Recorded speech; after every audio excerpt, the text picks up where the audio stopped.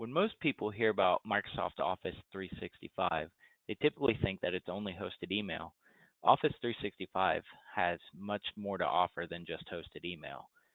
Once you're in the Office 365 space, you get access to many great services. Skype for Business. This is a great messaging tool. It helps keep your mobile workforce in contact with your organization.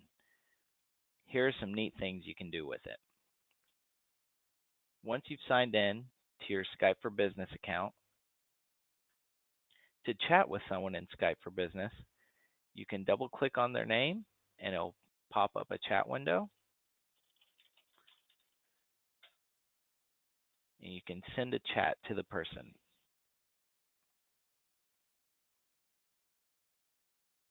Skype for Business really helps you to collaborate with other people. You can send documents to the person that you're chatting with for their review. Simply click on Choose a File to Send. Select the file from your local computer,